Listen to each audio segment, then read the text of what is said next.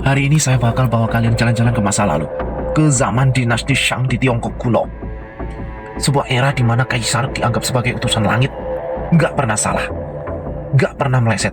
Tapi, seperti pepatah bilang, kekuasaan itu selalu menggoda, dan dinasti Shang Pro akhirnya jatuh gara-gara dua kaisar biadab. Siap buat dengar kisahnya. Pertama, saya kenalin nih, namanya Kaisar Wu Yi, kaisar kelima dinasti Shang. Dia ini bisa dibilang pembuka babak kegelapan dalam sejarah dinasti. Wu Yi punya kebiasaan yang nggak biasa, bro. Dia suka main judi, tapi sama dewa. Serius, dia bikin patung dewa buat jadi teman main dadunya. Dan Anda tahu apa yang terjadi waktu dia menang? Bukannya bersyukur, dia malah menghina dewa-dewa itu sebagai dewa yang bodoh. Nah, ini menjadi masalah besar. Di Tiongkok kuno, kaisar itu dianggap utusan ilahi. Jadi kalau dia nistain dewa, itu sama saja seperti nistain dirinya sendiri. Tapi karma datang begitu cepat. Suatu hari waktu Wu Yi lagi berburu, petir menyambarnya. Boom! Kaisar tewas di tempat. Warga waktu itu percaya itu adalah azab dari langit. Pesannya jelas, jangan main-main sama yang di atas. Fast forward ke generasi berikutnya, cucu Wu Yi, namanya Zhou, mengambil alih tahta. Walau Anda pikir Wu Yi itu sudah cukup parah, Zhou ini levelnya berbeda. Dia terkenal sebagai salah satu kaisar paling sadis dalam sejarah Tiongkok. Anda tahu kursi panas? Bukan soal interogasi, ini beneran kursi besi yang dipanasin sampai membara.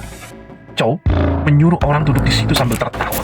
Kejamnya gak cuma sampai di situ, dia juga mutilasi dan ngulitin orang-orang yang gak dia suka.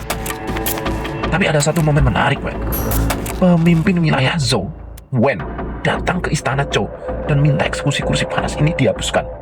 Tahu nggak apa yang Wen tawarkan? Wilayah subur Zhou sebagai gantinya. Zhou, si gila kekuasaan, langsung setuju. Tapi sayangnya, kebencian rakyat sudah nggak bisa diredam. Rakyat nggak tinggal diam, bro. Zhou Wu, anak Wen, akhirnya memimpin pemberontakan besar-besaran. Dalam pertempuran terakhir, Zhou memilih bakar diri daripada menyerah.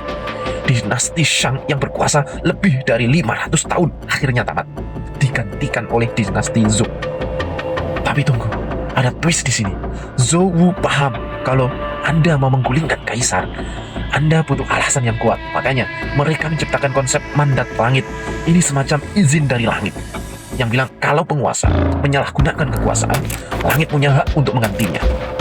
Dan sejak saat itu, setiap dinasti di Tiongkok pakai konsep ini buat pembenaran politik.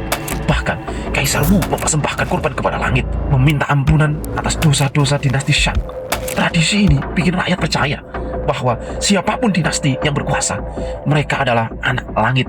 Hebat ya, sistem propaganda sudah canggih dari zaman dulu. Jadi, apa pelajaran yang bisa kita ambil? Kekuasaan tanpa moral akan hancur dengan sendirinya. Mandat langit itu cuma simbol, tapi yang penting bagaimana kita pakai kekuasaan itu dengan bijak. Sekian dari, jangan lupa like.